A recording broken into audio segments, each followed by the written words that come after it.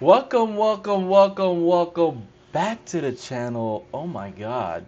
Welcome back. Welcome back, ladies and gentlemen. As you've seen by the title, I've watched an amazing movie last night.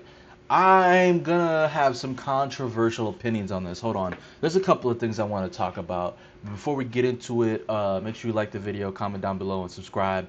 Subscribe to the channel, please. We're trying to grow and like the video. But comment down below what you think about what I'm about to say right now. 2001: A Space Odyssey. I'm interested. What I've heard about this movie, I have never heard anything about the plot of this movie, and I know why now. Because the plot is nothing. There's no plot, nigga. Like, this is just a movie about visuals and create. I think this was a movie about art. Like, when something's about art, but not like it's art, but it's like just first of all, I don't even know how to explain. Okay. Okay. The movie's good. The movie's good. 4 stars out of 5. Me Persh, 4 stars out of 5. That's off rip. Sound, crazy good. Sound design, crazy work. The sounds in this film, it's some of the best I've ever heard in my life. That first theme, when I heard it, I instantly recognized it, and I'm like, oh my god, it's from this movie. Yeah. Let me open up the IMDb page and then go to scene. Yeah, I give it a 8 out of 10. My biggest issues with this movie: one, it just felt like a movie. Like it. I said this. When I was watching the movie, I'm thinking this shit was made in 1968. If this was 1968 and I seen this shit, mind blown. Unfortunately, it's 2026. I've seen crazy ass movies already. But I'm seeing this movie and I'm thinking, holy shit, Star Wars. Every space movie ever is literally inspired by this shit right here. This looks so majestic, but I felt like the whole time I'm wondering, what's the point? What's the point? What's the point? What's happening? I First of all, that first sequence where the first 15, because like the movie's called The Space Odyssey, so I'm thinking, and I just recently watched the Odyssey, so I'm thinking this has something to do with, okay, so they go into space and maybe it's like an epic adventure in space or something. That's what I got from, I'm like 2.5 hours. This is about to be some crazy shit. I promise you they could have kept at least an hour of this movie to themselves because it was just, I want you to imagine, a lot of this movie is literally camera work and sound. And then the camera work, phenomenal. Like the shit that I was seeing, if this was 1968, I would think this is some crazy shit. And I feel like this is something that you'd have to see. Like if you're watching movies in general, this is something that you should see. If you want to enjoy movies in different types. But I feel like this was just kind of like just a movie to show you how movies can be, like how good a movie can be. I didn't really care for the characters. I didn't really care for the story, which there isn't one. It took 20 something minutes until the first character ever spoke. So just imagine the first 3 minutes of this movie, black screen, just black screen and sound. And then halfway in the movie, an hour and 20 minutes in, it goes to intermission and it gives you 3 minutes. 3 minutes of intermission in the middle of the movie. I'm dead ass. In the middle of the movie, 3 minutes of intermission. What? Whatever. Getting to the story now. So the first 15 minutes or so, which I really hated this 15 minutes because it was just uncomfortable and it was annoying. The first 15 minutes is like it goes back to the dawn of man. So it says the dawn of man in the beginning. And then I see how Star Wars was inspired by this because the way the sound is, the way the text appears on the screen and all this.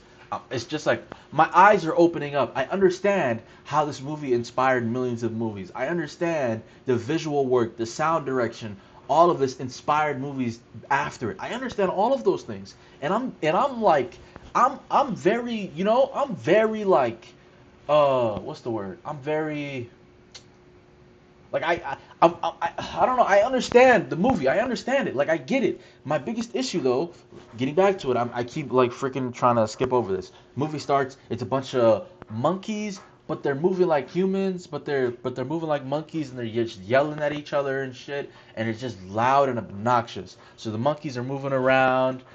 They fight another group off, like they're eating, they're sipping some water out of the pond. It's like their group of monkeys, and then another group of monkeys tries to attack them, and then so they just start bigging themselves up and going with that, and then just start. It's just loud monkey noises all over the place. And so they stumble upon the monkeys. They stumble. It's weird because I can tell those are actors. The whole time I'm thinking, in this movie, I should have watched. You know what I always forget to do before I make a review? But there's this. Oh man, my thoughts move at too fast. I should have finished that last thought, but fuck it, I lost it. When you watch a movie, should you watch an explained version after, or should you just get out? Because I'm not about to like if it's explained to me and I didn't get it, that's me. That's extra credit. But if I watch yeah, I don't need to do all that. I don't need to do all that. But I will on my own time because I need some shit explained. So I want to know: was the point of the monkey shit? Was it to tell me that it was humans playing monkeys, or was I supposed to assume these were monkeys that I was looking at, and maybe they were gorillas? I don't know what type of animal they were, but am I assuming that these are people, or am I assuming that these are like the Neanderthals, Homo sapiens from back in the day? Because they look very similar to monkeys, and they would sometimes unnaturally stand up, and it would look like a dude in a suit, and it would take me out. I'd be like, is that a dude in a suit? And do they want me to think it's a dude in people, or do they want me to think it's monkeys? I was confused, but I digress. It was just a bunch of 15 minutes of nothing, and then finally something happens. This is what I hate about this movie. It would take so long for something to happen. I was doing this, and I'm dead ass. I was wide awake watching this movie. This is what I was doing during the movie. I was slowly but utterly closing my eyes because it was just enjoying me here, and it was just black screen, or it would be a visual, and it would be a nice real good visual. But it's like, as I said, this was dropped in 1968, so this is very impressive work for 1968. But today, I've already seen all the shit that you inspired, big bro. Stanley Kubrick. You're getting director of the 1968 awards. That's all you, big bro. But me watching this now, I can say for sure that I'm not gonna say it doesn't hold up because it still looks and sounds amazing. But like I said, the first 15 minutes, bullshit. I forgot to explain. They find a weapon. So they find like an animal carcass of just bones, right? So they find a bunch of bones, and you're thinking, oh, is something about to happen? Is something about to happen? They use the bones, and they start using it as a weapon. And so it's telling you how the dawn of man, the journey of man, and what happened, basically. I get at the end what I'm thinking is, because at the end of this whole monkey thing, a giant obelisk, like a black, kind of like a door, but just think of like a solid door, not like a open and close type of door. Just think of a solid door frame, and in between it is solid, and it's black all around it. Appears in front of all those monkeys that found the bones, right? Then it shifts. It goes into space. It goes into, I don't think this character. It goes into Hayward. This guy right here, William Sylvester. Is this Sylvester Stallone's dad or something? Haywood, yeah, he's the doctor. So I don't even know what this guy is. I promise you, I was so confused throughout the whole movie. So then this guy takes a bunch of flights, he gets somewhere, and he says, okay, we have to hide the fact that we do this, that, and the other. So at this point in the movie, I'm just confused. I've watched 15 minutes of monkeys, and now we're in this guy who's on a plane, going in space, and then they go to the moon, and they land on a base, and I'm just confused. Then he gets in front of all these people and he's talking to them and he's telling them, hey, we got to keep the cover story, like the dialogue. I could care less about all of that. Finally, something interesting happens. They go to a site where the same obelisk is found in the future. So you know that whole 15 minutes of the monkeys, and finally they show you the obelisk? Then you get another, like, I don't know, so-and-so in the movie. The guy talks about the blah, we gotta keep this secret, don't let nobody know. I know the public, but the public don't want to hear some shit like this because all it induces panic. I'm thinking, what are these guys even talking about? Then they go to a different area on the moon, and it's literally the same obelisk. So I'm like, oh, shit. So they don't explain this right at the time. They just literally go Jupiter 18 months later. That's what it says. It says it goes from that little scene at the obelisk to Jupiter 18 months later. And then now they're on a spacecraft and it's two dudes heading to Jupiter. Two dudes heading to Jupiter, three dudes sleeping in the back. So three dudes on cryo sleep, which I don't know if this is the first guy that ever like wrote about cryo sleep, but if he did, shout out to him, big bro. Like that's you. You invented that shit. If you did, if you did, if you didn't, if you did, I don't give a fuck. But whatever. So so these two guys, I think it's the two main characters right here. They acted decently, but I could care less about either one of them. One of them died from. So there was an AI in the ship called Hal, who's like basically like I was like, this is the interesting part of the story where they like probably one of the first ever where you build a machine that's smarter than you and it eventually turns its back on you. But this dude, okay, so let me explain it. So Hal is the AI in the ship, but these two guys they start to think that this Hal guy is fucking with them and he made a mistake. But then Hal is like, this computer 9000 has never made a mistake before. Stop tripping, fuck nigga, or something about to happen to you. So then what they do is they lock themselves in a ship so they can talk privately. And so they're talking privately like, bro, I think Hal tripping. And the other guy's like, yeah, I think tripping. We gotta disable him. And then he's like, oh yeah, hell yeah. And then we're gonna go take care of the outside thing first. And Hal's just watching, and this nigga can read lips. And I'm just like, these niggas not know that he can read lips? What's going on here? But whatever. The story continues. They have to go outside the ship to fix an antenna or so on and so forth. So one of the guys goes out, tries to fix the antenna. Hal kind of kills him. So then the other guy goes and then he picks up his body and then he drives it back to the ship to give him a proper burial. And while he's doing that, Hal's in the ship killing the other three people that were in there, just killing them for just killing them. Like no suspense, nothing. We don't even see who those three people are. They just die. And so then this guy he tries to get back to the ship. Hal refuses because Hal is like, oh well, you're not following the journey and whatnot. Blah blah blah, whatever. And so they continue, and then finally this dude just finds a way onto the ship. Like it's impossible because he has no helmet. So what he does is he goes to one of like the pod openings, right? And it's like literally the pod opening. He backs up into it, so his door is in front of that door, and he just holds his breath and then just gets sucked in. And I'm just like, that's come on, bro.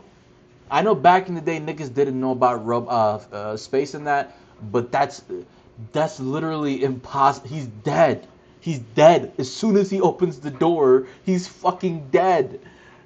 What? Like that didn't take me out the movie, but I immediately started remembering it's 68, 1968. It's 1960. I have to keep reminding myself throughout the whole movie that this movie was made in 1968. That's what makes it so impressive because it was made in 1968.